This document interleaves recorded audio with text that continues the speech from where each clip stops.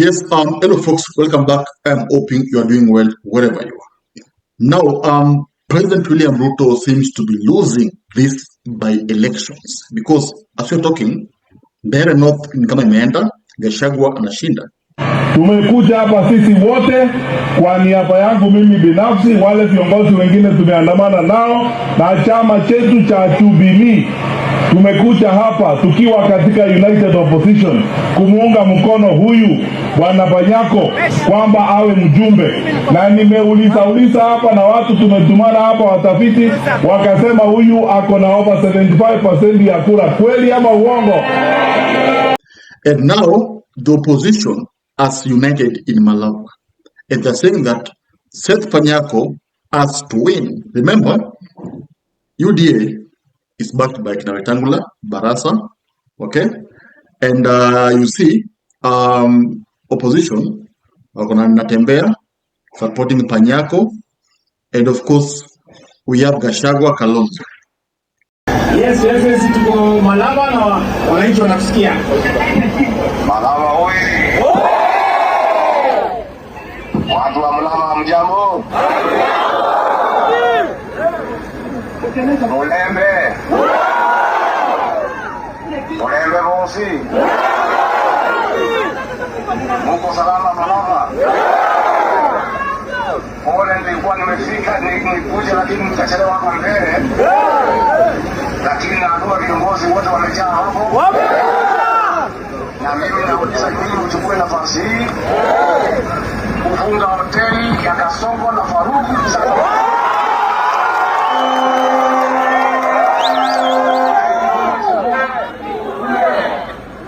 Mimi naomba Waluya mtafute heshima ya jamii yenu kati ya injili wa Malwa, George Natembea na Malava na Kasongo na Farouk. Mtasikiza viongozi wenu ama mtasikiza Kasongo na Farouk? Kwa hivyo tunaomba nyinyi mshinde hiyo kiti na sisi tutashinda pande hii, tupande ushindi ndio tuseme Ruto ni one time.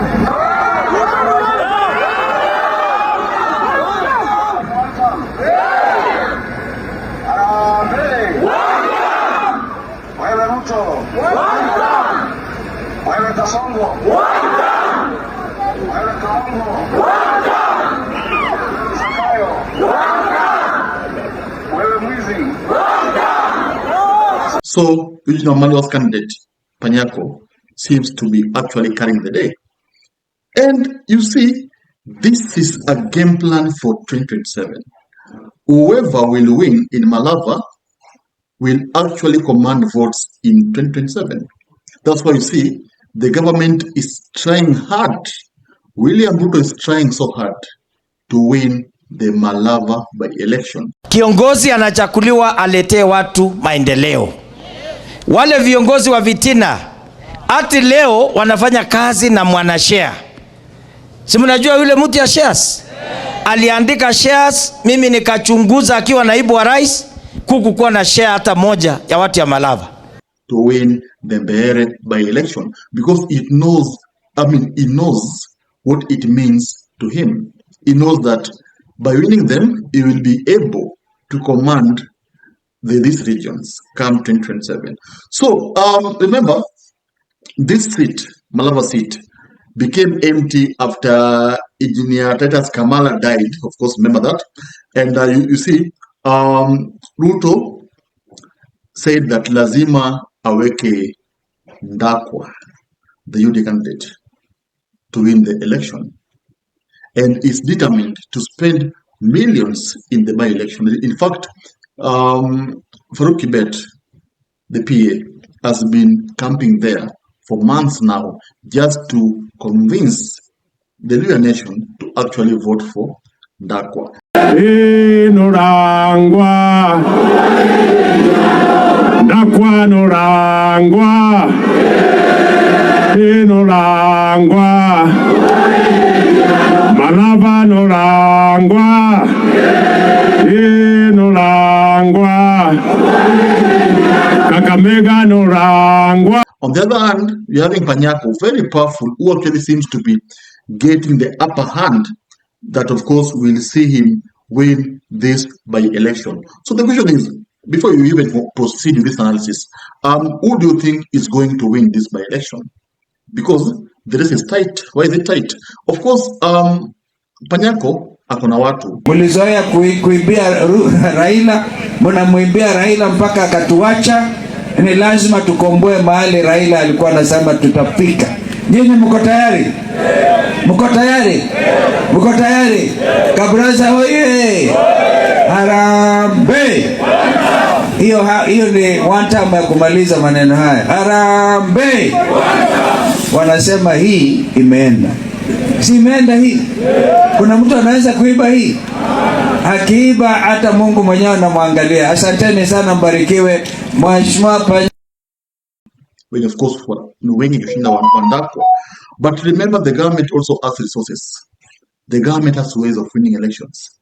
So it's not an obvious thing. It's a fight. That's why opposition is spending sleepless nights campaigning there, making sure that their candidate, Panyako, wins this by-election. So, you see, what will actually determine the winner is this. Number one, UDA unity. If UDA is united, Wetangula, Oparanya, Wakirali, because Oparanya and Wetangula are powerful figures in Luya Nation. So if they unite very well, and of course campaign for, Ndakwa, of course Ndakwa will have upper hand. Because Wetangula na Wetangula and Oparanya are powerful figures in Malava. That's a strong factor. And of course, if Atwoli also adds weight there, because Atwoli now plays politics, if Atwoli adds weight there, it can actually add some advantages to Ndakwa.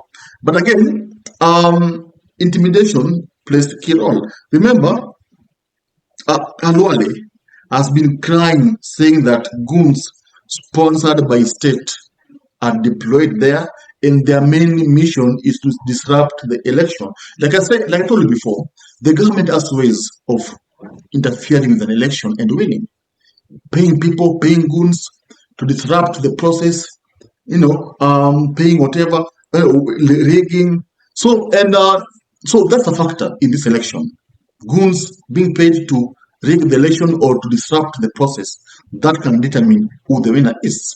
And the government is said that the government has organized perpetrators. The government has organized ways of interfering with the free process, because they know that on a fair ground, there's no way they can defeat Akina Natembea, Akina, Malwa. It's not going to be possible. So there are other ways of interfering with the election. And also, there's defection here. Savula defected, remember? And now Savula is backing Ndakwa. And you see Savula was, people say that probably aliongeleshwa vizuri. And of course, in politics, defection is not a new thing. People defect by probably they have been promised something. So Savula defected, and of course, this was a big blow to Panyako. In a way, because Savula is a powerful leader in Luya Nation. Of course, there's some people who believe in Savula. So those people probably went with Savula to vote for Ndakwa. So those are the factors that, of course, will determine who the winner of this election will be. So, you see the factors that will decide the results. Of course, if the turnout will be high, and if there won't be any interference, I'm suspecting that Panyako will carry the day. So Gachagua is not sleeping, because Gachagua has vowed that he will do anything in his power to actually win all this by-election from Bere North to Malava. And Gachagua is not sleeping. He's actually fighting so hard to win this by-election. In fact, today, he had this powerful phone call. Listen to it. Yes, that's how powerful Gachagua is. As in, whenever he makes the phone call, everyone is happy, and people. You see, one thing about Gachagua is that Gachagua is a good mobilizer. He knows how to mobilize. He knows how to, communicate with people, and that's what actually made him even the deputy president. Because William Ruto openly said that he chose Gachagua because Gachagua is a good mobilizer. Of course, that's how Gachagua mobilized the Mount Kenya people to vote for William Ruto, even though Ruto had already, talked to them, but Gachagua Ali add weight, and that's how Ruto won in Mount Kenya. So that's how the Malava by-election is, and it's not that I can't sit you, I can't sit here and tell you that it's easy. It is not easy because remember, dealing with the government is not easy because the government has resources, they have money, they have influence, they have the police, they can do anything to actually interfere with the process. So the interference is what can change the outcome. But if all factors remain constant, I'm suspecting that Panyako will actually win this by-election. Now, can you tell me, who do you think will win this by-election? Who do you think will win? Do you think Panyako will take it, or do you think Ndakwa is going to win the by-election? Thank you guys, and of course subscribe. If you love politics, then Dr. Politica is your cup of tea. The place for minds that think. If you are watching this from anywhere else, search the name, hit subscribe, and stay sharp with us.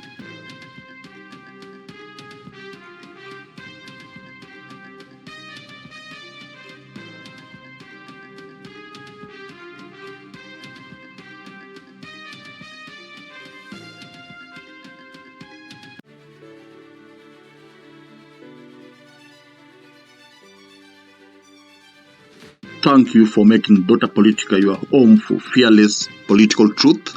Every view, every like, every share fuels the fire behind the hours of research, filming, and editing we pour into each episode. By showing up consistently, you don't just support a channel, you empower a voice. In a world ruled by headlines, spin, and power games, you remind us that real people still care about real facts. We are here to inform, inspire, and ignite critical thinking, not just for today, but for generations to come. You are not just a viewer, you are the reason this platform exists.